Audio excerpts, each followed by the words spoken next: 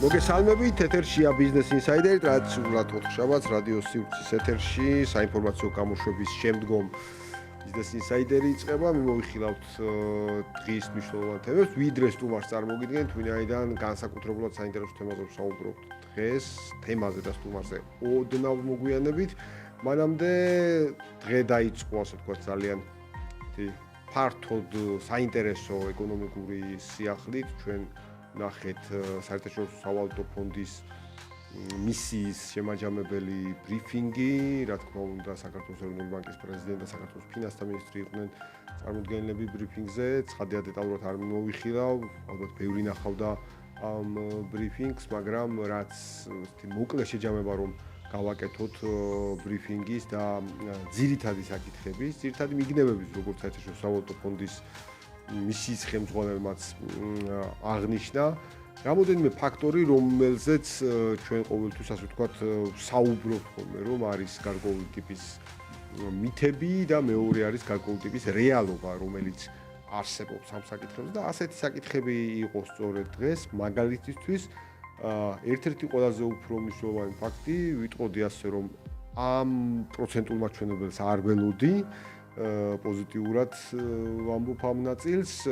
საერთაშორისო სავალუტო ფონდმა საქართველოს ეკონომიკური ზრდის პროგნოზი 6%-დან 7.3%-მდე გაზარდა. თან არ უნდა დაგვაუწყდეს, რომ დიდი ოთხეულიდან ეს არის ყველაზე უფრო მაღალი მაჩვენებელი საქართველოს ეკონომიკური ზრდის შეფასებების. მე დარწმუნებული ვიყავ, რომ საერთაშორისო სავალუტო ფონდს როგორც დიდი ოთხეულის ყველა წევრს მოუწევდა პროგნოზის გადახედვა მაღალი ეკონომიკური ზრდიდან გამომდინარე შემოდგომის პერიოდში, როგორც ხშირად ხდება ხოლმე პროგნოზების ცვლილება, თუმცა ახლავე ამ პროგნოზის ცვლილება ძალიან პოზიტიური ფაქტია. ახლავე, როდესაც საერთაშორისო სავალუტო ფონდი 5 თვის თავზე მიმდინარე წლის უკვე ცვლის პროგნოზს და სხვათა შორის აპრილში აქვს გაკეთებული პროგნოზი მსოფლიო ბანკის და საერთაშორისო სავალუტო ფონდის ყოველდღიურ შეხვედრაზე ვაშინგტონში, მაშინ აქვს დაფიქსირებული საერთაშორისო სავალუტო ფონდის 6% და ამ დროს უკვე, ესე იგი წლის დასაწყისიდან ჯამში 5 თვეში და ყოველდღიური შეხვედრებიდან თვე-ნახევარ 2 თვეში საერთაშორისო სავალუტო ფონდი ცვლის პროგნოზს პოზიტიური ნიშნით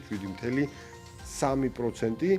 კიდევ ერთხელ რომ შევაჯამოთ, ესე იგი დეტალურად რომ მივუყვეთ ამ ნაწილს, არჩევნების შემდგომ პერიოდში, გულისხმობ საპარლამენტო არჩევნებს, 24 წლის ოქტომბრის შემდგომ არჩევნების შემდგომ პერიოდში ჩვენ ყველა გვეუბნებოდა, რომ ყველა გულისხმობს ოპოზიციური ფლანგი, ეკონომიკური დეზინფორმაციის ავტორები ჩვენ გვეუბნებოდნენ, რომ აი ხა დაიწყებოდა ეკონომიკური კრიზისი ქვეყანაში, კიდევ ერთხელ გავიმეორებ, რომ დასახელებული იყო კონკრეტული ციფრები და ამიტომ ადვილია ჩემთვის ამის გამეორება და დავიმახსოვრ ეს კონკრეტული ციფრები, იყო ორი სცენარი, ერთ-ერთი ორგანიზაციის მიერ წარმოდგენილი, მინუს ცუდი და უარესი სცენარი მოკლედ, ოპტიმისტური და პესიმისტური პროგნოზი.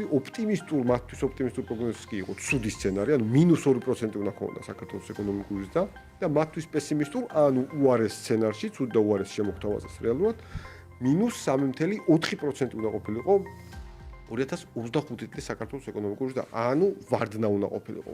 თავის სახელით რომ დავარქოთ, ასე ვთქვათ, ამ ნაწილს -2, -3.4. აი ეს იყო პროგნოზები საქართველოს ეკონომიკასთან მიმართებაში და ზუსტად არჩევნების შემდგომ და ის ხალხი იტყოდა ვადამდელ საპარლამენტო არჩევნებს. ზუსტად არჩევნების შემდგომ ჩვენ ვხედავთ ვითარებას, რომ ცალკე გავწიოთ, ასე ვთქვათ, საქსტატის შეფასება, ცალკე იყოს საქართველოს მთავრობის შეფასებები, ცალკე გავწიოთ ციფრები, რომელიც ადგილზე გენერირდება, გავანებოთ ერთი წუთით ამას თავი. ჩვენ ვსაუბრობთ სოფლიოში ყველაზე ავტორიტეტულ საერთაშორისო საფინანსო ინსტიტუტზე. საერთაშორისო სავალუტო ფონდის შეფასებით საქართველოს ეკონომიკას ექნებას და 7.3% და კიდევ ერთხელ 4-ვე საერთაშორისო საფინანსო ინსტიტუტმა იმ ფონზე, როცა ამდენი სკეპტიკოსი უпроსწორად შეგნებულა დეზინფორმაციის გამავრცელებელი არსებობდა და არსებობს ქვეყანაში საწავლენ, თუმცა ჩვენ ყოველთვის შევახსენებთ ამ ინფორმაციებს, ნეგატივს პროგნოზირებდნენ 4-ვე საერთაშორისო საფინანსო ინსტიტუტმა სწორედ არჩევნების შემდგომ. და ეს ხაზგასმით უნდა ვუშვით, სწორედ არჩევნების შემდგომ პოზიტიური ნიშნით შეცვალა საქართველოს ეკონომიკური ზრდის პროგნოზი. კიდევ ერთხელ დიდ ოთხეულში ჩვენ გულისხმობთ, ჩვენ რა მთელი მსოფლიო საერთაშორისო სავალუტო ფონდს, მსოფლიო ბანკს, ევროპის რეკონსტრუქცია განვითარების ბანკს და აზიის განვითარების ბანკს. ამავდროულად ცალკე საკითხია სარეიტინგო სააგენტოები და სულ ცოტა ხნის წინ ასე ვნახეთ ფიჩის შეფასება და ფიჩსაც გაზრდილი აქვს საქართველოს ეკონომიკური ზრდის საპროგნოზო მაჩვენებელი. მოკლედ ამ ნაწილს ჩვენ ხედავთ, რომ ეკონომიკური დეზინფორმაცია დარჩა დეზინფორმაციულ ნაწილად. კიდევ ერთხელ ის რომ საქართველოს ეკონომიკას ექნებოდა ვარდნა, ისეთივე აბსურდია, როგორც ვადამდელი საპარლამენტო არჩევნების მოთხოვნა და ამორის ერთმანეთთან დაკავშირება, ორმაგად დიდი აბსურდი გამოდის. მოკლედ ეს სცენარი ფაქტიურად გავლილია, გადავლილია ეს სცენარი. მე ვფიქრობ, საქართველოს მოსახლეობას აქვს საკმარისი მდგრადობა ეკონომიკური დეზინფორმაციის წინააღმდეგ, ასე ვთქვათ, მედეგობისთვის და ეს ნახეთ, სხვა შორის მედეგობა იყო ტერმინი, რომელიც ახსენა დღეს საერთაშორისო სავალუტო ფონდის მისიის ხელმძღვანელმაც, რომ საქართველოს ეკონომიკამ გამოირჩინა მედეგობა და რა თქმა უნდა, ჩვენ პოლიტიკურ დეტალებს შედარებით ალბათ ნაკლებად იცნობდა, ბატონ მისიის ხელმძღვანელი და არც მოეთხოვებოდა მასამის ცოდნა, არა მხოლოდ საგარეო მედეგობას გაუძლო, საგარეო მედეგობა, საგარეო რისკებთან დაკავშირებით მედეგობა გამოირჩინა, უფრო ზუსტად რო თქვა საქართველოს ეკონომიკა, რა იყო შიგნით, ანუ რამდენი დეზინფორმაციასთან გამკლავება უწევდა მთლიანობაში ბიზნესს, ეკონომიკას, ბიზნესის ნაწილს, რომელიც ვიტყოდი პირდაპირ დავარქვევ თავის სახელს, გზას ააცდინეს და შემდგომ სხვადასხვა მეთოდებით უნდა აღიაროს ეს იმ ბიზნესმა, ვისაც ეს მოუწია და ახლა სხვანაირად საუბრობს.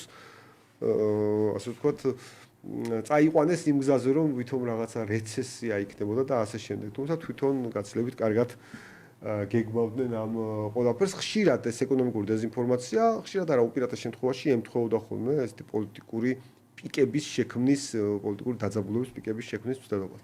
კიდევ ერთხელ ერთი არის დეზინფორმაცია, მეორე არის ფაქტი, რეალობა, რომელიც ჩვენ გვაქვს, რომელიცაც ამყარებს კიდევ ერთხელ არა მარტო საქსტატი, რომელსაც მე პირადად ვენდობი სრულად ყველა ტიპის ინფორმაციაში, მაგრამ მათთვისაც გარკვეული ტიპის ჭკუნვები აქვს ამ თემაზე, აგერ არის საერთაშორისო სავალუტო ფონდი, მანამდე იყო ფიჩი, მანამდე იყო EBRD, ADB, მსოფლიო ბანკი და ასე შემდეგ. ეს სია მართლაც გრძელია, იმ დოზით გრძელია, რა დოზითაც არსებობს საერთაშორისო საფინანსო ინსტიტუტების შეფასებები. მოკლედ ამ ნაწილში ბევრს აღარ გავაგზავნებ, უბრალოდ ყველაზე ცხელი ინფორმაცია და შეუძლებელია რომ ამ ინფორმაციის განხილვა არ მოგვეხდინა ამ ნაწილში და კიდევ ერთი დეტალი აქვს, დღეს რაც საერთაშორისო სავალუტო ფონდის მხრიდან აღინიშნა, საერთაშორისო სავალუტო ფონდმა ძალიან პოზიტიურად შეაფასა საქართველოს ეროვნული ბანკის მხრიდან რეზერვების დაგროვების პოლიტიკა და რა თქმა უნდა გამოთქვამედი რომ ეს ტენდენცია გაგრძელდება, სხვა შორის რეზერვებთან დაკავშირებითაც ასევე იყო ანალოგიურად პროგნოზი, რომ რეზერვები დაიცლებოდა სრულად მიმდინარე წელს და ჩვენ ხედავთ რომ მთელი წლის განმავლობაში და არა მხოლოდ მთელი წლის განმავლობაში, არამედ ნოემბერ-დეკემბრიდან მოყოლებული ჯამში 7 თვის განმავლობაში რეზერვების მხოლოდ დაგროვება ხდება. ხო, ეს იმ ფონზე რომ ლარის 3 ლარი და 1 ამერიკული დოლარი 3 ლარი და 50 თეთრი უნდა ყოფილიყო. ხედავთ 1 ამერიკული დოლარი რა ღირს დღეს. მოკლედ, აი ხომ ნახოთ რა არის, კარგად გავიაზროთ რა თქმა უნდა, რა არის რეალობა და რა არის დეზინფორმაცია. ამასობაში სიამოვნებით წარმოგიდგენ ჩვენ სტუმარს, ბატონი ირაკლი ლექვინაძე, საქართველოს კონკურენცისა და მოხმარების დაცვის სააგენტოს ხელმძღვანელი. ბატონო ირაკლი, მოგესალმებით კიდევ ერთხელ, ესე იგი უამრავი სხვადასხვა კითხვა მაქვს, მაგრამ არ შემიძლია არ დავიწყო თქვენი საერთაშორისო თანამშრომლობით და საერთაშორისო პარტნიორობით ბოლო პერიოდში რამდენჯერაც შეგეხმიანეთ, იმდენჯერ სხვადასხვა ვიზიტში იმყოფებოდით, ასე ვთქვათ, იყო ბრიტანული ვოიაჟი, შემდგომ იყო პოლონეთი, ასე შემდეგ, ასე შემდეგ. თუ შეიძლება და საინტერესო ჯილდოები, რაც თავარია, მთელ ამ ფონზე ცხადია. თუ შეიძლება რომ თქვენი ამ განსაკუთრებულად გააქტიურებული საერთაშორისო პარტნიორობის შესახებ რომ ვისაუბროთ, საუბრით რომ დავიწყოთ ამ თემას. გიორგი, მოგესალმები, მადლობა მოწვევისთვის, ჩვენს მაყურებელს, მსმენელს მივესალმები. პირველ რიგში თქვენს მონოლოგს მინდა გამოვეხმაურო და მართლა ძალიან მნიშვნელოვანი შეფასებაა განსაკუთრებით საგარეო დონეზე. ეს კიდევ ერთხელ ადასტურებს საქართველოს მთავრობის ძალიან პრაგმატულ, ზრდაზე ორიენტირებულ, ბიზნესზე ორიენტირებულ პოლიტიკას, რომელსაც მოაქვს შედეგი და შედეგი დღევანდელი მონაცემებით ასახულია საშუალო ხელფასში, განსაკუთრებით აი პოლიტიკის გამოქვეყნდა კერძო სექტორში თუ რამდენია როგორ არის გაზრდილი ხელფასი, თითო მოქალაქის შემთხვევაში როგორ არის შემცირებული უმუშევრობის მაჩვენებელი და მე დარწმუნებული ვარ, წლის მანძილზე ეს მაჩვენებლები გააგრძელებენ პროგრესირებას და ეს არის სწორედ ის ეფექტი, რასაც იძლევა ეს სწორად განსაზღვრული ეკონომიკური პოლიტიკა.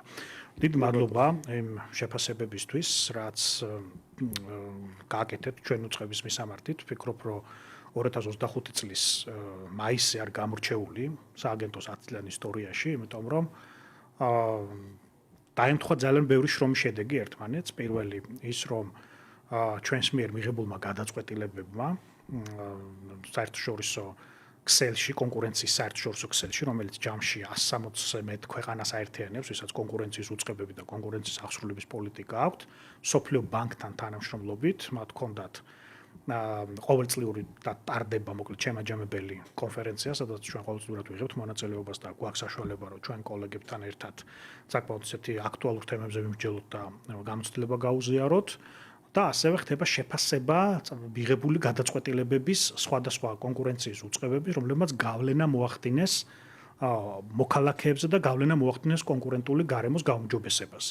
ჩვენ შემთხვევაში ორი кейსი იქნა შეფასებული საუკეთესოდ, 70 ქვეყანა მონაწილეობდა მსოფლიო ბანკის მიერ გამოცხადებულ კონკურსში და ერთი იყო ფარმაციის кейსი. ეს ფარმაციის кейსი გასაგები რო იყო ჩვენ მაყურებლისთვის, არ მოიცავს მხოლოდ ერთ კონკრეტულ მიმართულებას, იყო მონიტორინგი, მისი შედეგები და ის რეკომენდაციები, რომელიც გავეცით და საქართველოს მთავრობამ, საგარეო სამინისტრომ დაანერგა და მას უკვე ეფექტი აქვს.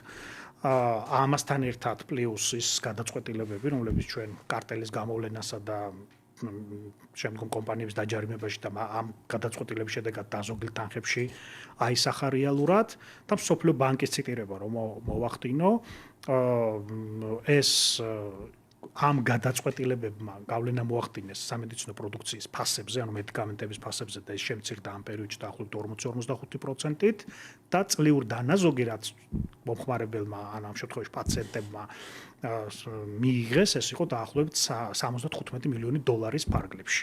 ანუ ჯამში შეფასდა არა მხოლოდ ის გადაწყვეტილება, რომელიც კონკურენციის აგენტომ მიიღო რეკომენდაციების ან მოკვლევის შედეგების კუთხით, არამედ მთლიანად ჯანდაცვის სფეროში განხორციელებული რეფორმები საქართველოს მთავრობის მიერ მხარდაჭერილი, რომელმაც კონკურენტულ გარემოს და მომხმარებელს და პოზიტიურ გავლენა მოახდინა და ფიქრობ ეს იყო ძალიან მნიშვნელოვანი აღიარება. მაგ ნაწილში რაც თქვენ აღნიშნეთ ბუდუში გაგაწყვეტინეთ, აი ჯამში ჯანდაცვის სფეროში მიმდინარე რეფორმებს, აი ძალიან კომპლექსურად იმუშავეთ იმ პერიოდის განმავლობაში, როდესაც ეს დაიწყეთ ეს თემა, როგორც სამინისტროსთან, ისე პარლამენტთან, ანუ ძალიან დიდი სამუშაო იქნა გაწეული და კარგია რომ ესეთი კომპლექსური შეფასება. კი, ანუ რომ არა საქართველოს მთავრობის და საქართველოს პარლამენტის მხარდაჭერა, ეხლა ჩვენ რაც ამ გადაწყვეტილება მივიღოთ და რეკომენდაცია გავცეთ, მას პირდაპირ არც ერთ ქვეყანაში, მას ძალა არ აქვს, თუ მას შემდგომი განვითარება არ მოყვება. და ამ შემთხვევაში მინდა ვთქვა, რომ 13 რეკომენდაციიდან დაახლოებით თითქმის 9 რეკომენდაცია არის დანერგილი, მათ შორის რეფერენტული ფასები, რომლებმაც ფასებზე ძალიან მნიშვნელოვანი გავლენა მოახდინა, მათ შორის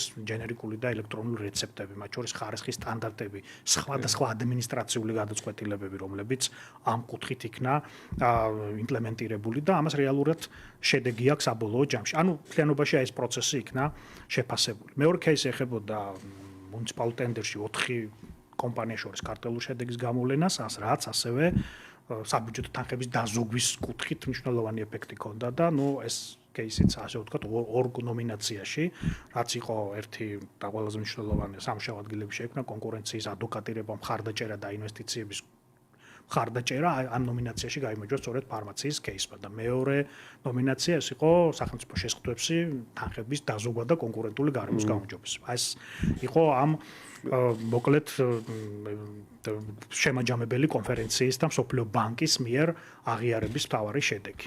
ძალიან მნიშვნელოვანი ნაწილი, მით უმეტეს კიდევ ერთხელ თავისთავად თემები ძალიან საინტერესოა და ამავდროულად ამხელა კონკურენცია, როცა 70 ქვეყანა მონაწილეობს, ბუნებრივია ეს სულ სხვა რანგის კონკურენცია და თან მსოფლიო ბანკის მხრიდან აღიარება მნიშვნელოვანი ნაწილია. ანუ დაუბრუნდეთ ჩვენ საკითხს რა ვითარებას გვაქვს თქვა ამ შემთხვევაში. ქვეყანაში ჯამში შედეგები დადგა, იმიტომ რომ თქვენ კონკურენციის პოლიტიკის მიმართულებით, კონკურენციის პოლიტიკის გაძლიერების მიმართულებით იმუშავებთ. ახლა რა ვითარება გვაქვს, აი რომ შევხედოთ, ვიხოთ იმის, რომ მთელი რიგი საკითხები, ასე ვთქვათ, სხვაგვარად არის მოწესრიგებული, მაინც მუდმივად, ასე ვთქვათ, მონიტორინგის ქვეშ გაქვთ მიმდინარე ტენდენციები ბაზარზე. რა ვითარება ახლა და რა თვლით, რომ ძირითადი გამოწვევებია იმისთვის, რომ რაღაც კონკურენციის პოლიტიკა იქნას უზრუნველყოფილი? მე რამდენიმე ბაზარზე შემიძლია ვისაუბრო, რომელიც სტრატეგიულად მნიშვნელოვანია და ჩვენი მონიტორინგის ქვეშ არის. ეს არის საწვავის ბაზარი, ეს არის სწრაფი პროდუქტების ბრუნვის ბაზარი, ანუ იგივე რიტეილის მიმართულება, სადაც მონიტორინგი გვაქვს და ასევე დაყრდნობით იმ აქტივობისგან, რაც ჩვენთან შემოდის ბიზნესის გაერთიანებების კუთხით, ეგრეთ წოდებული მერჯერები, რაც არის, როდესაც ბიზნესები მსხვილდებიან, განსაკუთრებით დინამიურია პროცესი, FMCG უკვე ვახსენე, აი სამშენებლო მიმართულებით, სამშენებლო მასალები, სამშენებლო ნედლეული თუ ზოგადად უძრავი ქონების მიმართულება, აი წელს მაგალითად თითქმის 10 კონცენტრაცია გვაქვს დადასტურებული და უმრავლეს შემთხვევაში სწორედ აი ეს სექტორია დინამიურად განვითარებად ზრდას რაცაც ანუ რას ნიშნავს რომ როდესაც ხდება სექტორის გამსხვილება ესე იგი იქ მიმდინარეობს საკმაოდ დინამიური ზრდა და ინვესტიციების შემოდინება მიმდინარეობს ასევე ქონდა საკმაოდ საინტერესო სურათი გასული წლის ბოლოს წარმოების სექტორში სადაც საკმაოდ მსხვილი ინვესტიცია შემოვიდა ევროკავშირის ქვეყნა ჰოლანდიური ინვესტიცია ლუდის წარმოების სექტორში და ასევე წელს კიდე ერთ-ერთი ებრაული ინვესტიცია როდესაც წარმოების სექტორში მნიშვნელოვანი ინვესტიცია იქნება შემოტანილი. ანუ ჩვენ დაყრდნობით იმაზე, რომ აი როცა ბიზნესის გაერთიანებებს ვაფასებთ, იქ ძალიან კარგად ჩანს ის სექტორები, სადაც დინამიური პროცესი მიდის და ინვესტიციების შემოდინება მიმდინარეობს. რაც შეეხება ორ სტრატეგიულ ბაზარს, ამ ეტაპზე მე შემიძლია გითხრათ, როგორც ერთგან, ასევე მეორეგან ჩვენ კონკურენცია გვაქვს საწვავის ბაზარზე, რომელიც საწვავის ბაზარი ახლა ყველასთვის საინტერესოა, ხა ჩვენი მსმენელისთვის, მაყურებლისთვის დარწმუნებული ვარ პირდაპირ შემთხვევაში. აი რამდენიმე მნიშვნელოვან ნაწილებს კითხავთ, თუ გნებავთ შევიდეთ უფრო სიღრმისეულ ანალიზში, ჩვენ საწვავის ბაზარზე განსაკუთრებით აი პოზიტიურ პროცესზე, ანუ რაც ფასებია, ხო, მთავარი ასე ვუყურებთ. იწყება აპრილის მეორე ნახევრიდან, ეს მალე აისახა მცირექსელებზე, თუმცა მაისის თვეში დაახლოებით ბენზინზე ჩვენ გვაქვს 17-22 თეთრიანი კლება მაისის თვეში და დაახლოებით დიზელზე 24-27 თეთრიანი κλება, ჩვენ როცა პირველი კვარტალის მონაცემები ნახეთ, მაშინ ვთქვით, რომ აქ არის რესურსი კლების და იმპორტი გაიაფებულია და ეხლა საჭიროა გარკვეული დრო იმისთვის, რომ მარაგებიდან გამომდინარე, მცირექსელებში უკვე მოხდა ასახვა და მსხვილმა ბიზნესმა მარაგებიდან გამომდინარე მოახდინოს რეაგირება და მაისის თვე აქედან გამომდინარე იყო ძალიან პოზიტიური ფასების თვალსაზრისით. ამიტომ თუ ჩვენ ვნახავთ ასევე პროპორციებსაც, ყავს დაახლოებით იმპორტის დონეზე 50-ზე მეტი იმპორტიორი კომპანია საწვავის სფეროში და საცალო რეალიზაციის სექტორში დაახლოებით 400-ზე მეტი კომპანია და 5 ყველაზე მსხვილის წილი საცალო რეალიზაციის სექტორში არის დაახლოებით 65%. დანარჩენი მცირექსელებს უჭირავთ. ამიტომ ამ ეტაპზე ჩვენ შეგვიძლია ამ ფასნამატებზე დროში და იმპორტის თვითღირებულებასთან შედარებით და დაკვირვებით ვთქვათ, რომ ამ ბაზარზე რეალურად კონკურენცია არსებობს. და დავაკვირდეთ სოფლიო ფასს, კურსი სტაბილურია და გამყარების ტრენდს აჩვენებს და აი მომავალშიც ალბათ აი მეორე განსაკუთრებით აი პირველი მეორე კვარტალის ბოლოს ჩვენ გვექნება განახლებული სურათი ოღონდ ამ წუთას იგივე საწვავის ბაზარზე არ არის რაიმე ტიპის აბსოლუტურად თავსებადია საბაზრო პროცესებთან, რომელიც და გავლენის ფაქტორებთან, რომლებიც სოფლიო ფასით და ადგილობრივ ვალუტის კურსით ფორმირდება და რაიმე ესე ვთქვათ არასაბაზრო ფაქტორის გავლენა ამ ნაწილში ჩვენ არ აქვს. რაც შეეხება FMCG ბაზარს, აქ არაერთხელ გქონია მეც თქვენს მონაწილე ყოფილვართ იმ დისკუსიების, რაც არის ორ ინდუსტრიას შორის, ეს არის მიმწოდებლები, დისტრიბუტორები და არის რიტეილის სექტორი. აქაც ჩვენ შუალედური ანგარიშით რამდენიმე ნაწილის ხაზგასმა შემიძლია. პირველი ის, რომ ამ პროცესში გამსხვილების პროცესი მიმდინარეობს და გასულ წელს ჩვენ 18 დადასტურებული კონცენტრაციიდან უმრავლესობა სწორედ FMCG სექტორზე გავეცით. ბაზარი მზარდია, დაახლოებით 7-8%-იანი ზრდა აჩვენა და 14 მილიარდს მიუახლოვდა 2024 წელს. ჩვენი შეფასებით და ჩვენი ანალიზით და ჩვენი ციფრი ოდნავ განსხვავდება სხვა კვლევითი ორგანიზაციების ციფრებისგან, იმიტომ რომ მეთოდიკა გვაქვს განსხვავებული. ჩვენ ვითვლით დღიეს ბრუნის აწარმოებს, ვითვლით შემოსავლების ბაზარში, რომელიც არის ფორმირებული და ვითვლით აქტიული სალარო აპარატების მქონე კომპანიებს, ვინც რეალიზაციას უკეთებს სწრაფად ბრუნად პროდუქტებს გამოკლებით აფთიაქებისგან. აი ეს გვაძლევს 14 მილიარდიან ბაზარს. ამ ბაზარზე სამი ყველაზე მსხვილი კომპანიის წილი გვაქვს დაახლოებით 32%-ის ფარგლებში, 5 ყველაზე მსხვილი წილი არის 44%-ის ფარგლებში, 10-ის წილი არის დაახლოებით 55%-ის ფარგლებში და მთლიანად აი ქსელების წილი არის სადღაც 60%-იან მაჩვენებელში. ანუ ეს ჩვენ გვაძლევს იმის თქმის საფუძველს, რომ ამ ბაზარზე კონკურენცია რეალურად არსებობს და არანაირ ჯგუფური ან ინდივიდუალურ დონეზე დომინირებას ადგილი არ აქვს. და მიუხედავად ამისა, ჩვენ მაინც ვამბობთ, რომ გარკვეული ძალაუფლების ცენტრი მაინც არის რიტეილის მხარეს, რომლებსაც შეუძლიათ პირობების კარნახი მიმწოდებლებისთვის, თუმცა თაროზეც აქტიური კონკურენციაა, რომ შესვლა მოახდინოს იმპორტიორებმა და მიმწოდებლებმა და ბოლოს სამწლიან დინამიკაში, რასაც ჩვენ ხედავთ გამოწვევას, ეს არის სწორედ იმ გადასახადების და გადასახდელების წილის ზრდა, რომელიც მიმწოდებლებს უხდებათ, რომ მოხვდნენ თაროზე და შევიდნენ ამ კომპანიაში და 9 პროდუქტის ანალიზი აქვს დადებული, სადაც მაგალითად აი ერთ კონკრეტულ პროდუქტზე თითქმის გაორმაგებულია, თუ იყო პირობითად 15% არის 30% დაახლოებით აი ესეთი სურათი გვაქვს, რაც ახალი და მცირე მწარმოებლისთვის გარკვეულ სირთულეს წარმოადგენს და კი, ამას უყურებთ როგორც გამოწვევას, თუმცა ვამბობთ, რომ ამ ბაზარზე კონკურენცია რეალურად არის და ბაზარს აქტიურად ვაკვირდებით, რომ თუ რაიმე ისეთი არასაბაზრო ფაქტორებს დავინახავთ, ბუნებრივია ამაზე კონდეს რეაგირება და თუ იმას აქვს ინფორმაცია განსაკუთრებით მიმწოდებლებს, რომ რაიმე ისეთი კოორდინაცია ხდება, ან რაიმე ისეთი ტიპის ქმედება, მაგაზე ბუნებრივია შეგვიძლია რეაგირება. იმიტომ რომ ჯერ კიდე არის აღქმა ქართულ მოხმარებლებში და ჩვენ თაგანში რომ ჩვენთან ძვირია ზოგადად მარკეტში გარკვეული პროდუქტები ვიდრე დაუშვათ შედარებას ხდება სხვადასხვა ქვეყნებთან, თუმცა ძალიან ბევრი ფაქტორია, რაზეც შეგვიძლია მივჯელოთ რა. კი, აი ძალიან სწორად შენ ისეთ რომ არის ხოლმე თქვა ამ თემაზე საუბარი, მაგრამ მართალია მთელი ფაქტორების მთელი წყება ამ ნაწილში და ზუსტად მივდივართ მომხმარებლამდე ამ შემთხვევაში და ბუნებრივია კიდევ ერთხელ რომ სააგენტო არის არა მხოლოდ კონკურენციის, არამედ მომხმარებლის დაცვის და მქონდათ საკმაოდ საინტერესო მიმოხილვა ბოლო პერიოდში მომხმარებელთა დაცვის მიმართულებით, იგივე სტატისტიკის მიმართულებით.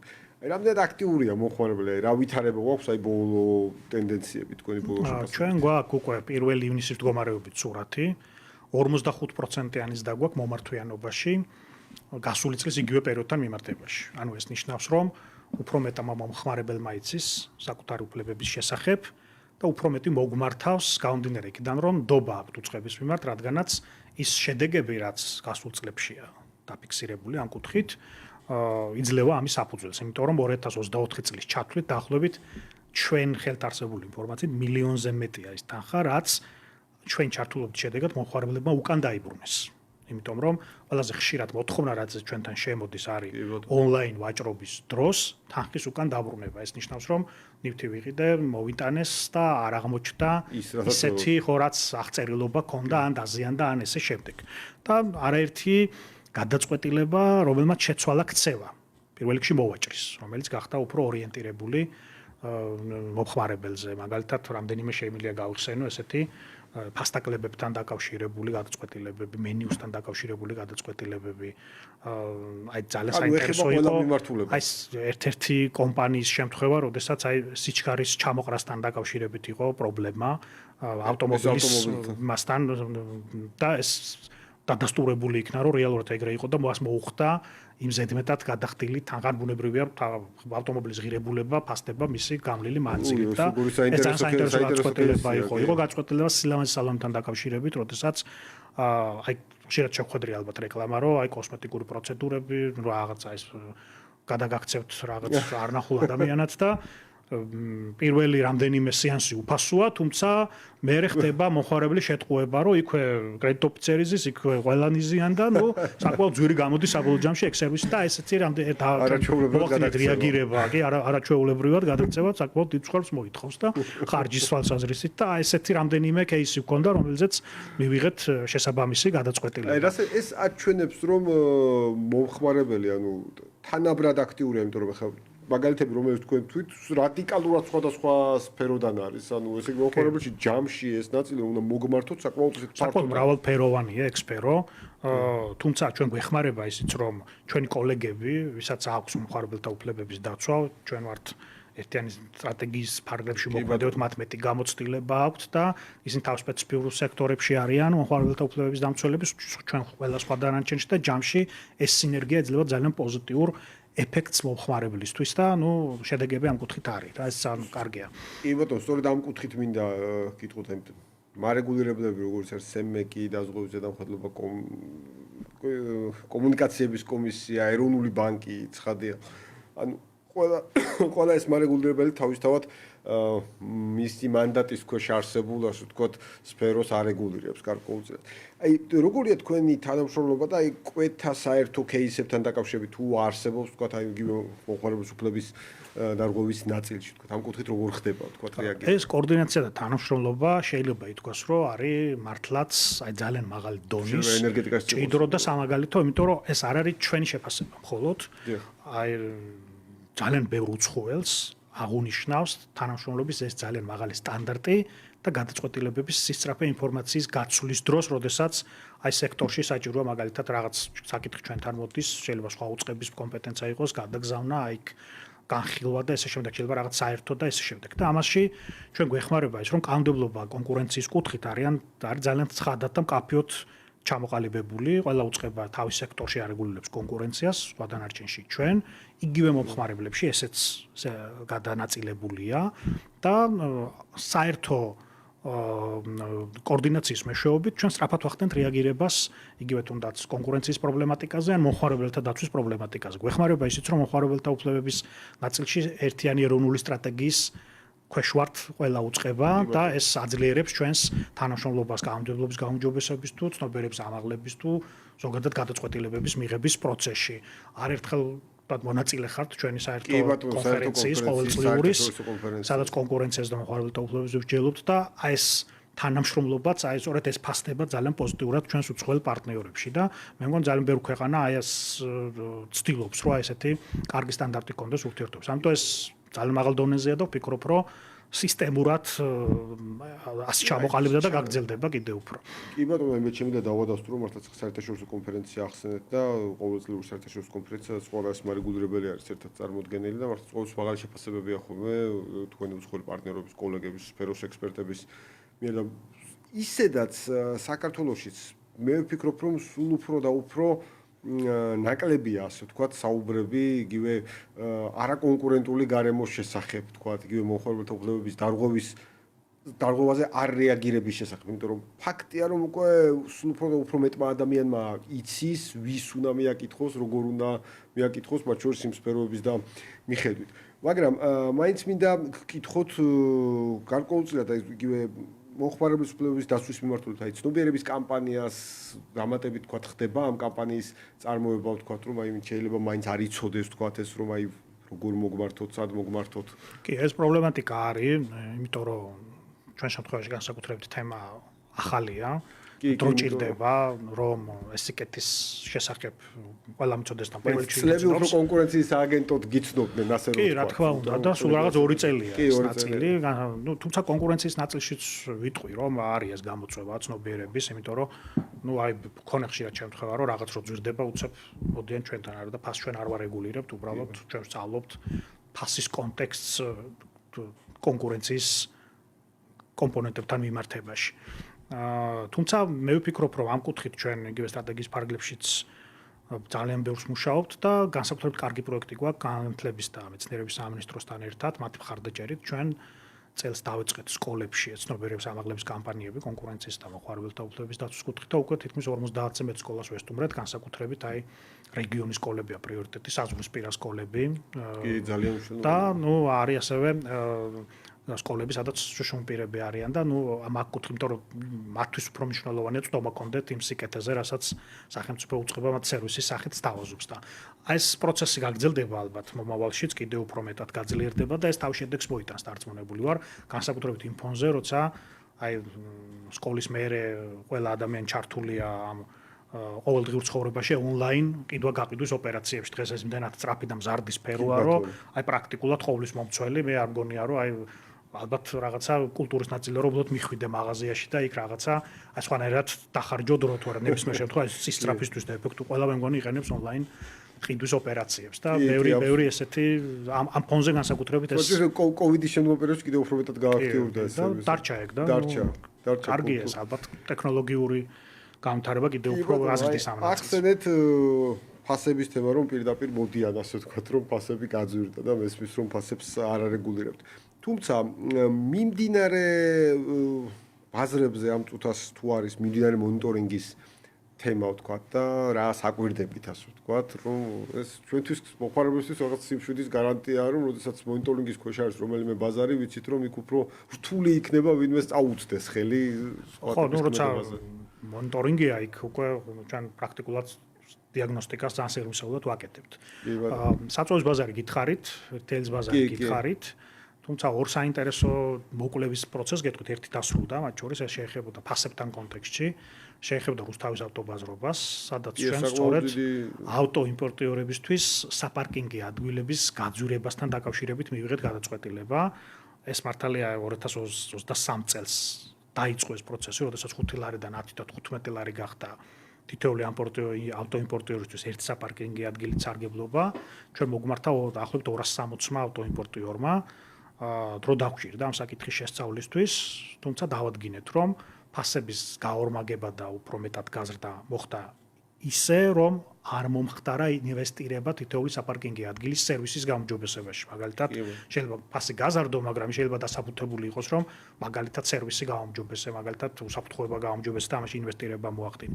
ეს არ მოხდარა, ერთ საპარკინგი ადგილის თვითღირებულება იგივე დარჩა და ფასი პრაქტიკულად ორჯერ და მეტად გაიზარდა. და ჩვენ მოგვიხდა დაჯარიმება რუსთავის ავტობაზრობის, რომელიც ორ კომპანიას აერთიანებს, ჯამში დაახლოებით 850.000 ლარის მოცულობით. ზიანი ბევრად უფრო მეტი იყო ამ პერიოდში ფასის გაძვირების შედეგად, რაც თითოეულ ავტოიმპორტიორის შემთხვევაში იქნა გამოთვლილი, მაგრამ პრაქტიკულად გამოვიყენეთ საკმაოდ ესეთი მაღალი პროცენტი, იმიტომ რომ თვითონ კომპანიასთანაც რთული იყო საკმაოდ კომუნიკაცია და ინფორმაციის მოპოვებაში, მარტო 3ჯერ მოგვიხდა კომპანიის დაჯარიმება მოუწოდებლობის გამო და მე სასამართლოთი ამოვიღეთ სრული ინფორმაცია. ამიტომ ეს კეისი დასრულდა. მე ვფიქრობ, მომავლისთვის ამ გადაწყვეტილებას ექნება ერთგვარი შეკავების ეფექტი და მივეცით რეკომენდაცია ასევე, რომ თუ ჩვენ მომავალშიც დავინახავთ ჭარბი ფასის პროცენტს, ეს არის ან რას ნიშნავს ჭარბი ფასი, ხო, მომხმარების ჭარბი ფასის დაწესება, როდესაც ფას გამოკლებული ხარჯი, გამოკლებული გონივრული მარჟა და ამის ზემოთ თუ კიდე გარკვეული პროცენტებია და ეს არ არის ჩვენი სტანდარტი, საერთაშორისო გადაწყვეტილებები ადგენს ამ გონივრული მარჟის მაჩვენებელს სხვადასხვა მიმართულებით და სწორედ აქედან გამომდინარე იქნა ეს დადგენილი და რეკომენდაციაში აღინიშნა, რომ თუ მომავალში მსგავს ტიპის პრობლემას დავინახავთ, ესეც გახდება რეაგირების შედეგი. ხო, აი ეს არის საინტერესო ზუსტად აი ეს კითხვა მქონდა, რომ ანუ რა მოხდება თუ გაიმეორებს ვინაიდან კომპანია, რომელიც არც თუ აქტიურად თანამშრომლობს იგივე იმ მოკვლევის სტადიაზე, ალბათ თეორიულად რისკი შეიძლება მაღალი რისკის ზონაში იყოს, რომ გაიმეოროს მსგავსი ტიპის ნაწილი. კი, თუ სამწუხაროდ ახლა ჩვენ არ აგვაქვს იმის პერკეტი, რომ მივთითოთ ფასების რეგულირებაზე, მაგრამ პირველი რომ გადაწყვეტილებას აქვს შეკავების ეფექტი, მეორე რომ სასამართლოში ნებისმიერ ავტოიმპორტიორს, ვინც ამ პერიოდში ზიანი მიიღო, შეუძლია თუ და ამას დაადასტურებს ინდივიდუალურ ნაწილში შეუძლია რომ საფუძვლად გამოვიყენოს ჩვენი დასკვნა და პლუს მომავალში ვფიქრობ, რომ არ არის ხა მარტივი, რომ მუდმივად სანქციების რეჟიმში იყოს კომპანია. რამე არის განსაზღვრული, რომ აი კონკრეტული მარჟა, რომ რაღაც ორმაგიოდენობით დაჯარიმდება ანას შემდეგ, აი პირობითად განმეორების შემთხვევაში იგივე ტიპის პრობლემაზე ჯარიმა არის ორმაგი, თუ არის 5% პირველადი დარღვევის შემთხვევაში, 10%-ია მეორე შემთხვევაში. ანუ პირობითად მოლოდინი აქვს უფრო მაღალი ჯარიმის. თუ იგივე პრობლემატიკა იქნება, ჯარიმა ორმაგდება ესეთ შემთხვევაში. რას თქვენ აღნიშნეთ, რომ შეკავების ფაქტორი შეიძლება უფრო მეტად იყოს. თუმცა ანუ ეს საკითხი მე საჭირდება სასამართლოში და გარკვეული პროცესი სჭირდება, თუმცა თვითონ დასკვნა ძალიან მნიშვნელოვანია ნებისმიერი ავტოიმპორტიორისთვის, ვინც ამ პერიოდში გარკვეული დანაკარგი განიცადა. კი ბატონო, აუცილებლად მინდა შევეხოთ ბოლო საკანონმდებლო ცვლილებებს იგივე მოხმარების დაცვის მიმართულებით და მათ შორის იყო შემუშავებული 10 სტანდარტი. ჯამში როგორ მიმდინარეობს პროცესი ჩარჩოს დახვეწასთან დაკავშირებით, რომ მუდმივად ასე ვთქვათ, ავყვეთ იმ მოთხოვნებს, რომელიც მოხმარებებს აქვთ ხოლმე. ერთია რომ ჩვენ მაინც კანონმდებლობა ევროპულია და ევროპულ კანონმდებლობასთან დაახლოებით 85%-იანი თანხმდრა გვაქვს დღევანდელი კანონმდებლობის. ძალიან კაი მაჩვენებელია. და ასევე მუშაობთ ძალიან აქტიურად პარლამენტის შესაბამის კომიტეტთან, რომ მუდმივად აი საქმიანობის პროცესში თუ რაიმე ესეთი საკითხია, რაც ითხოვს კანონმდებლობის სრულყოფას და ასევე არის ნაწილი იგივე ევრორეგულაციების, ეს მაქსიმალურად ოპტიმალურად მოვახდინოთ ამის ინტეგრირება. სტანდარტები ეს არის სარეკომენდაციო დოკუმენტები, რომელიც ადგენს თუ როგორ უნდა მოიქცეს მოვაჭრე მომავალში, რომ მომხმარებლის პრეტენზიის შემთხვევაში მას არ დაუფიქსირდეს დარღვევა და ეს 10 სტანდარტი სხვადასხვა მიმართულებით არის. მათ შორის არის სწორი ინფორმირების სტანდარტი, ანუ როგორ უნდა მივაწოდოთ სწორად ინფორმაცია და რა მინიმალური ინფორმაცია უნდა მივაწოდოთ და როგორ ფორმებზე. არის მენიუ სტანდარტი, რომ ფასი უნდა იყოს საბოლოო და ის არ უნდა იყოფოდეს მაგალითად გადასახადის გარეშე, საკომისიოს გარეშე. ეს როცა მენიუში წერია ხოლმე, რომ აქ ნახეთ ახლა ჩვენ ამ მონიტორინგს არ ვაკეთებთ, მაგრამ მომხმარებელია მთავარი მონიტორინგის განმახორციელებელი, ბევრმა გამოასწორა, მაგრამ მომხმარებელი თუ შეხვდება რომელიმე კვებთან ისეთ დაწესებულებაში მსგავსი ტიპის, ანუ განსხვავებული იქნება მისი მოლოდინი და ის ჩეკი, რომელიც მოსდის სხვადასხვა გადასახადებით, ბუნებრივია შეუძლია მოვიდეს ჩვენთან და ჩვენ დავავალებთ კომპანიას, რომ ეს საკითხი გაასწოროს. ძალიან საინტერესოა აი სერვის პროდუქტების მიმწოდებელ კომპანიებისთვის ქართულ ენაზე მიწოდების უზრუნველყოფა, იმიტომ რომ მე ბევრჯერ მქონია მაგალითად შემთხვევა, რომ რაღაც პროდუქტი იძახებს სახლში და ინგლისურადაც კი ვერ გიხსნია გესაუბრება მომწოდებელი. ხო, რო სად მოვიდეს, როგორ და რანაირად და ეს ხოთაშორის ბევრჯერ დასახელდა პრობლემა, აი სოციალურ ქსელებსაც თუ შევხედავთ. დღესაც პრობლემაა ხოთაშორის, ჩვენ არ ვამბობთ რომ არ უნდა ყავდეთ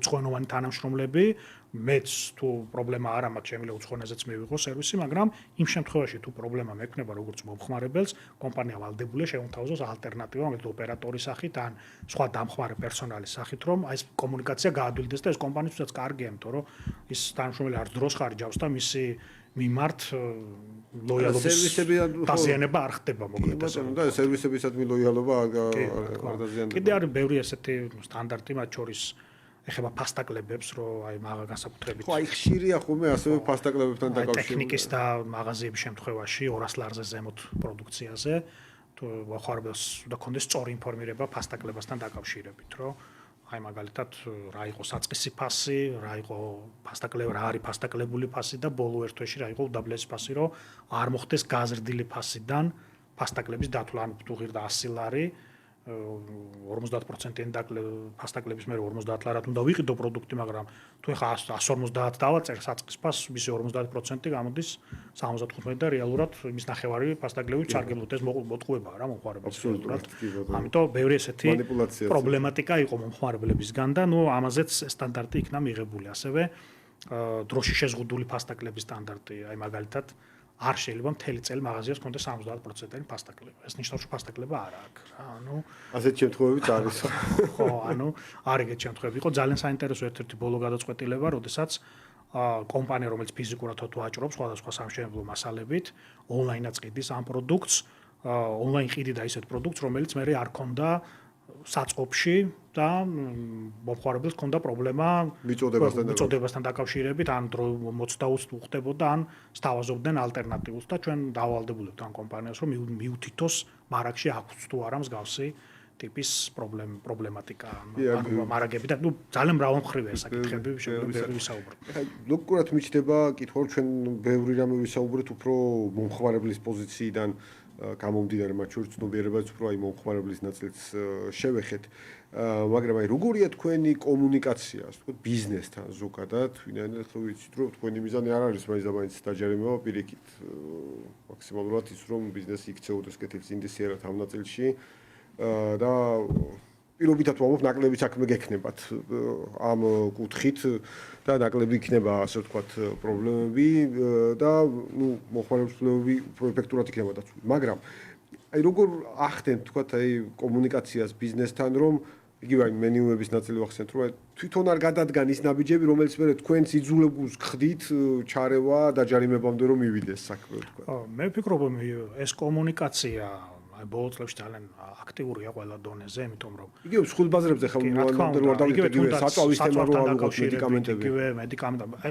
ჩვენი პროცესი ძალიან აქტიურ კომუნიკაციას, როგორც მომხმარებლების ნაწილში, ასე კონკურენციის ნაწილში მოიცავს ბიზნესთან. მათ აქვთ ყველა საშუალება, რომ მოახდინონ განმარტება, ახსნა და ასევე როცა ხდება შემაჯამებელი შეხვედრა და გადაწყვეტილების მიღება, მას შემდეგაც კი არის საშუალება, რომ აი გამომდინარე ამ შეხვედრიდან გარკვეული განმარტებები მოახდინონ იმ საკითხებზე, რაც ჩვენ მაგალითად მიგვაჩნია პრობლემად. თუმცა თავად დავანებოთ იმას, მაგალითად, როცა კონკრეტულ დარღვევებამდე მივდივართ, წინასწარ ინფორმირებაც არის ძალიან მნიშვნელოვანი და ჩვენ ძალიან ბევრი პლატფორმა გვაქვს, სადაც აი წამყვან ბიზნეს ასოციაციებთან, სექტორულთან, ძირითად ბიზნეს ასოციაციებთან აქტიურად მუშაობთ, რომ აი ვაწვდით ინფორმაციას, მაგალითად ხდება გარკვეული კანონმდებლობარი აქტის მიღება, მასთან პოზიციების შეჯერება, მაგალითად ხდება გარკვეული გაწყვეტილების იმპლემენტირება. ბიზნესი ვერ ჭირს რომ ინფორმირებული არ არის. არა, ნუ მაქსიმალურად ვცდილობთ ეხლა აი ბოლო პერიოდში მაგალითად გამოწვევას ვხედავთ აი მე ვერჯერებთ ანუ ბიზნეს გაერთიანებთან დაკავშირებით, იმიტომ რომ რასაც ვაკვირდებით, ძალიან ბევრი შეუწყობინებლობა ამოდის, როდესაც ვახდენთ მონიტორინგს, მაგალითად საჯარო რეესტრის, სამწარმოო რეესტრის მონაცემებით. ყოველ კვარტალურად ჩვენ ამას უყურებთ და ძალიან ბევრი შეუწყობინებობა. ნუ მსხვილ ბიზნესზე არ მაქვს საუბარი, მსხვილ ბიზნესმა ეს იცის და ძალიან გამართული იურიდიული დეპარტამენტები აქვს და შესაბამისად ეს ინფორმაცია აქვს, მაგრამ აი საშუალო ბიზნესში გარკვეული პრობლემატიკა. აი იგივე შემიძლია თქვა მომხმარებლებზე, რომ იქაც საშუალო ბიზნესის და მცირე ბიზნესის კონტექსტში შეიძლება იყოს ინფორმაციის ცოდნასთან გარკვეული საკითხები და ეს ამას უყურებთ როგორც გამოწვევას და აქ გვინდა რომ კიდევ უფრო გავაძლიეროთ ჩვენი კომუნიკაცია. თუმცა მე პირადად აი ძალიან პოზიტიურად შევაფასებდი ბიზნესის მხრიდანაც დამოკიდებულებას, ჩვენს აქტივობასაც მათთან მიმართებაში და კიდევ ერთხელ აი ხაზს გასმით, რომ ჩვენი კანონმდებლობა კონკურენციის კუთხით არის და მომხმარებელთა უფლებების დაცვის კუთხით არის ევროპული კანონმდებლობა და ის ორიენტირებულია პრევენციაზე, რაც გულისხმობს აი კომუნიკაციის და ინფორმირების მიზნით დარღვევის პრევენციას. ამიტომ ეს ცალსახაა რა. კი ბატონო, აბსოლუტურად ამ ყველა პროცენტით თავსებადი ევროპულ კანონმდებლობასთან ძალიან ისეთი დამბეჭ დავინაწილე და აი ბოლოს მინდა გკითხოთ, პრინციპში ამ ნაწილობრივ გავეცით ამ კითხვასაც პასუხი, მაგრამ რა იქნება მაინც ძირითადი პრიორიტეტები აი წლის ბოლომდე, სად მოგიწევთ მაინც ძირითადი აქცენტების გაკეთება და ძირითადი რესურსის მიმართვა სააგენტოს? მე ვფიქრობ, მაინც მთავარი ერთი ცნობიერების ამაღლების მიმართულება. ასევე ჩვენ რამდენიმე გადაწყვეტილება იქნება ალბათ წლის ბოლომდე, ერთ-ერთი იქნება მათ შორის ფარმაციის ბაზარზე, რაც გულისხმობს 8 კომპანიის შემთხვევაში დომინანტური მდგომარეობის შესაძლოა რასათანადოდ გამოყენებას და ეს უკვე დასმით ეტაპზეა. რამდენიმე ბაზრის მონიტორინგის დაწყებას განვიხილავთ და მუშაობთ ახალი ბაზრებიზე. ეს არის ახალი ბაზრები, საკმაოდ სპეციფიური ბაზრები, ჯერ არ შემიძლია ვთქვა, იმიტომ რომ არ არის საბოლოო გაწყვეტილება, მაგრამ რამდენიმე სახელმწიფო უწყებასთან მუშაობთ, იმიტომ რომ მათ აქვთ გარკვეული საკითხები ამ ბაზრების ზე ფასწარმოქმნასთან დაკავშირებით, ამიტომ ალბათ წლის ბოლომდე ჩვენ ამას გამოვაცხადებთ. ძალიან საინტერესო ასევე საერთაშორისო აღიარებას უკავშირდება ჩვენ 2026-27 წლებში ვიქნებით ICP-ანი არის ერთ-ერთი საერთაშორისო ორგანიზაცია, რომელიც 80-ზე მეტ ქვეყანას აერთიანებს, მთელი მსოფლიოს მასშტაბით, რომელსაც გააჩნიათ მომხმარებელთა უფლებების დაცვის და აღსრულების კანონმდებლობა და ჩვენ გაწევრიანებიდან 2 წლის თავზე გავხდით 2026-2027 წლებში ამ უწყების ამ ორგანიზაციის ხელმძღვანელი უწყება, ანუ პრეზიდენტი უწყება. ეხლა არის ამერიკის შეერთებული შტატები, იყო პოლონეთი, წინა წელს იმის წინ იყო ავსტრალია, ეხლა იქნება დომინიკის რესპუბლიკა შემდეგი 1 წლის განმავლობაში და 2026 წლის ივნისიდან დავიწყებთ ამ მოვალეობის შესრულებას და უკვე აქედანვე ვემზადებით ამისთვის, ეს ერთ-ერთი პრიორიტეტული საკითხია და პირველი მაღალი დონის ღონისძიებას ალბათ ვასპინძლებთ 2026 წლის შემოდგომაზე, როდესაც დაახლოებით კი ეს იქნება საქართველოში, როდესაც დაახლოებით 80 ქვეყნის წარმომადგენელი მიიღებს მასში მონაწილეობას და ეს ერთის მხრივ მოიცავს საორგანიზაციო საკითხების მიმართულებით მუშაობას და მეორე შინაარსობრივ საკითხებზე მუშაობას. ჩვენ სამი პრიორიტეტი წარვადგინეთ ჩვენს საპრეზიდენტო პროგრამაში და ნუ ამ კუთხით დიდი მხარდაჭერა მივიღეთ და საერთაშორისო ჩვენი უწყების არა, მე ვფიქრობ ჩვენი ქვეყნის დიდი მხარდაჭერაც და აღიარებაც აქვს. აბსოლუტურად 80-ზე მეტი ქვეყნის მასპინძლობა არ არის ესეთი მარტივი ამბავი, თუმცა თქვენ საერთაშორისო კონფერენციების ორგანიზებაში საკმაოდ კარგი და პოზიტიური გამოცდილება. საერთაშორისო ეს იქნა მიჩნეული კარგი გამოცდილებაც და მადლობა მინდა უთხრა ყველა საერთაშორისო კონფერენცია მარეგულირებლებს. და ჩვენ ვთქვა ყველა ჩვენს პარტნიორს მარეგულირებლებს ამ დიდი ეს ერთობლივი ღონისძიებებია, რომელიც კარგი შედეგი აქვს ქვეყნისთვის. დიდი მადლობა ბატონო ირაკლი, ძალიან საინტერესო საუბრისთვის. ყველა ძირითადი საკითხი მე ვფიქრობ ამ ნაწილში ჩვენ მიმოვიხილეთ, ყოველთვის დახუნძურული ხართ სიახლეებით და რაც თავარია არის თემები, რომელიც პირდაპირ ეხება თითოეულ ჩვენგანს მომხმარებელს მთელი რიგი საკითხები, არც კი ვიცი, ბუნებრივია რამდენი თქვენი სტუმრობა, იმდენჯერ მე აქეთ მე მეკითხები წარმოვიდგენია თქვენ რა დღეში ხართ, ფასები როგორი იქნება? ბიზნეს ინსაიდერთან პარტნიორობას, იმიტომ რომ ერთ-ერთი მთავარი მხარდამჭერია ეს პლატფორმა ჩვენი გაწყვეტილებებში. ძალიან დიდი მადლობა თქვენ ბატონო ირაკლი. ბიზნესთან. უღრმესი მადლობა თქვენ მუდმივად აქტიური კომუნიკაციისთვის, ძალიან გახსნილი ურთიერთობისათვის. დღეს ბიზნეს ინსაიდერი რადიო სივრცის ეთერში დასრულებულია. ჩვენ შევხვდებით ტრადიციულად 4 შაბათს, ანუ შემდეგ 4 შაბათს 5 საათიანი საინფორმაციო გამოშვების შემდგომ. დიდი მადლობა რომ გიყურებდით და გვისმენთ.